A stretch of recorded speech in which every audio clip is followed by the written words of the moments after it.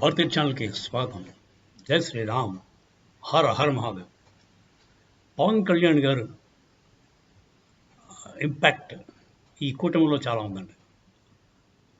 TDP, BJP, Janasena కూటమి ఉంది కదా, దాంట్లో పవన్ కళ్యాణ్ రోల్ చాలా ఉందండి, ముఖ్యమైన రోల్. ఆయనే పాపం బీజేపీని లాక్కొచ్చాడు, అంతా కలిపాడు. మొదటి నుంచి కూడా చంద్రబాబు నాయుడు వెనకాలే ఉన్నాడు. ఆయన జైల్లో ఉన్నప్పుడు కూడా నేను ఉన్నానంటూ జైల్లో వెళ్ళి కలిశాడు. తర్వాత చంద్రబాబు నాయుడు చెప్పిందల్లా చేశాడు. నీకు ఇన్నే ఇస్తానంటే అది తీసుకున్నాడు. నాకు అలా కాదు, నాకు ఇంత కావాలి అని గట్టిగా అడగలేదు.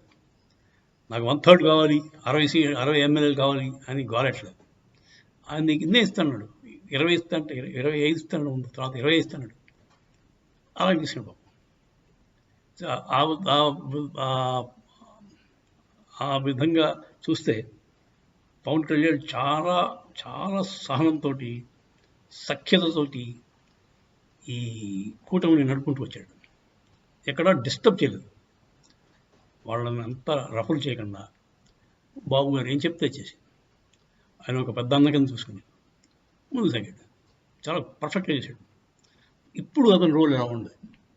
ఇప్పుడు అతను బాబు బీజేపీకి కాకుండా ఐఎన్డీఏకి వెళ్ళిపోతాను అని అంటే ఆపే శక్తి ఉందా? పవన్ కళ్యాణ్ ఉంది అని అనుకోవాలి. ఆపగలడు, లేదంటే నచ్చ చెప్పగలడు, వద్దు వాళ్ళతో కంటే వీడు ఇదే బెటర్ అని చెప్పగలడు అని నేను అనుకుంటున్నాను. ఎందుకంటే ఐఎన్డీఏ కూటమి కొంచెం వాళ్ళ లక్ష్యాలు వేరు. వాళ్ళంతసేపు దేశాన్ని ఎలా ముంచేద్దామని చూస్తారు.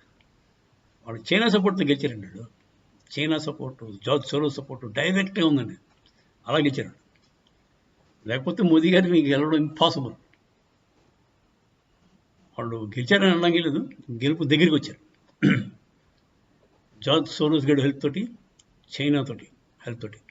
అంటే మన యాంటీ నేషనల్ ఇండియా అంటే హేటెడ్ ఉన్న వాళ్ళ శక్తులతో కలిసి వాళ్ళు గెలుపు దాకా వచ్చారు ఆల్మోస్ట్. సో అలాంటి వాళ్ళతో చేతులు కలపడం చాలా ప్రమాదకరమని పవన్ కళ్యాణ్ గ్యారంటీగా చెప్తాడని నా ఉద్దేశం. ఎందుకంటే ఆయన ఇప్పుడు చెప్పాలంటే తెలుగుదేశం ఇంత బంపర్ మెజారిటీతో గెలవడానికి కారణం Pawan కళ్యాణే.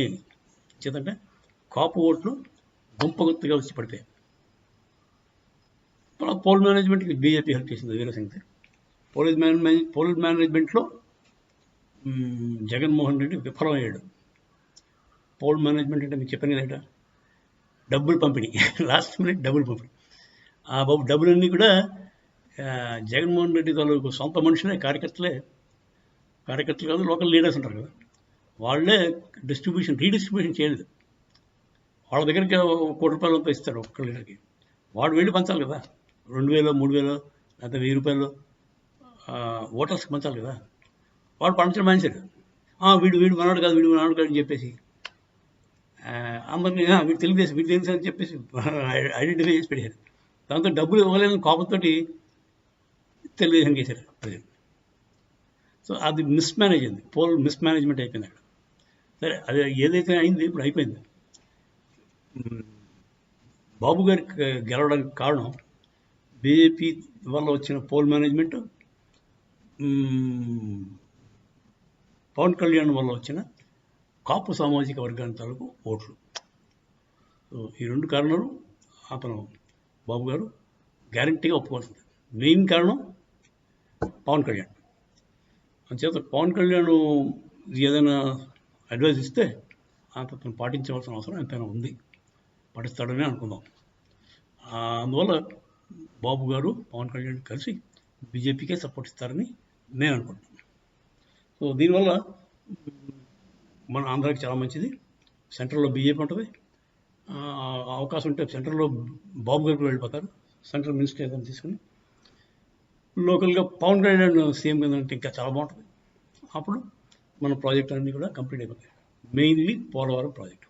Let us see what happens. జై శ్రీరామ్. హర హర మహాదేవ్.